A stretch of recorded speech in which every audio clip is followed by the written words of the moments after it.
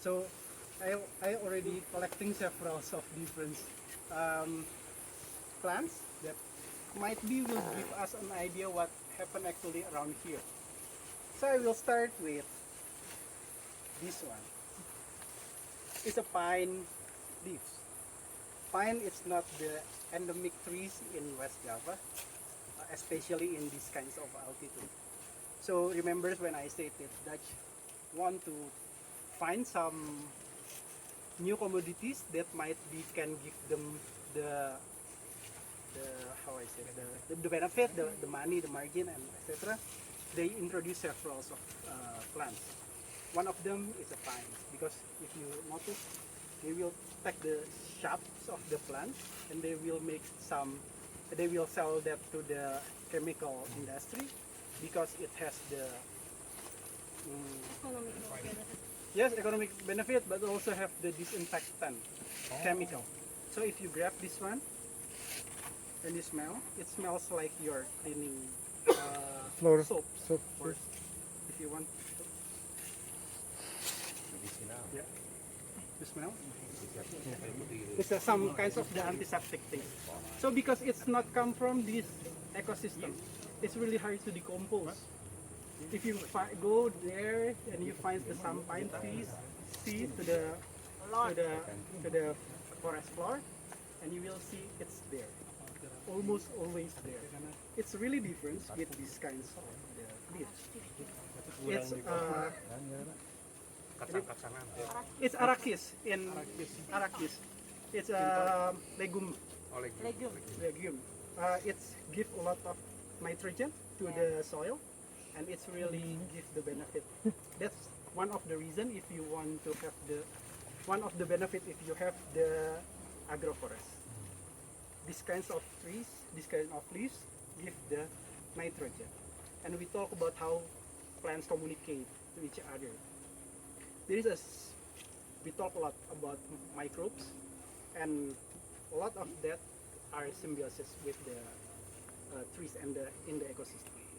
There's a mycorrhiza and rhizoma, and also the worms that usually when we talk about soil, like Lucia said before, it's about the dirt. But actually, that's in our belief, it's like the living things. So that's also actually what we always promote when we have we want to plant some coffee trees. We always plant some shading trees. This is the very beautiful place to see that things. If you see on the bottom, you see the pine trees, right? But the rest of the trees outside the pine trees, that's the reforestation we did 10 years ago. So the ecosystem here it's totally changed. Might be Gian can explain that more because he was here since that time, since the first time. But there's some period in Indonesia at the 1998, we have the monetary crisis, and the governments give a lot of money with some interest to the farmers. Then the economic crisis is there, so the farmers have to think how they can give the money back to the government. And they chop a lot of trees and they change into the vegetables. Just remember, that's the reality in the upstream industry. Usually a lot of the farmers just do something based on the economical perspective. So that's what happened at here.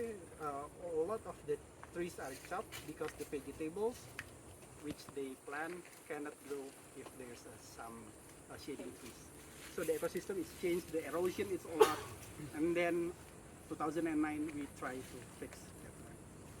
And these leaves give us a lot of benefit.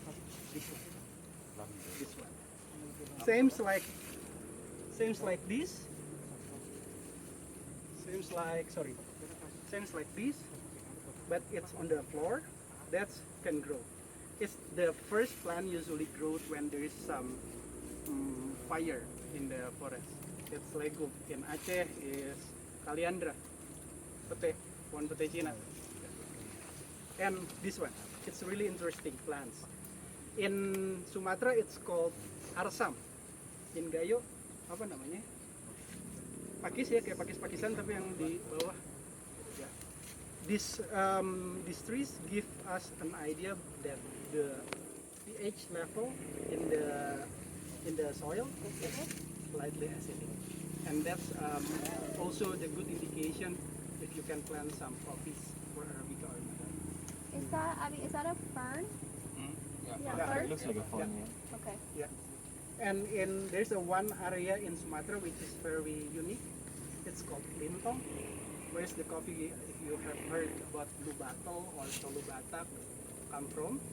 Uden was living there for a long time. Mana tahu dia? I don't know. Oh yeah. And there's only several plants that can grow there. One of that is coffee. Why? Because at the past there is a super volcano. We call it ancient time. There is a big volcano. It's called Super Toba, and its volcano erupted, and that's the times when the dinosaurs is gone. That eruption is very big. It makes the biggest lake in the Southeast Asia, and it's very unique because Indonesian island mostly, especially Sumatra, are built by the volcanoes activity, like Java. That's why you see the contour is a lot of slope.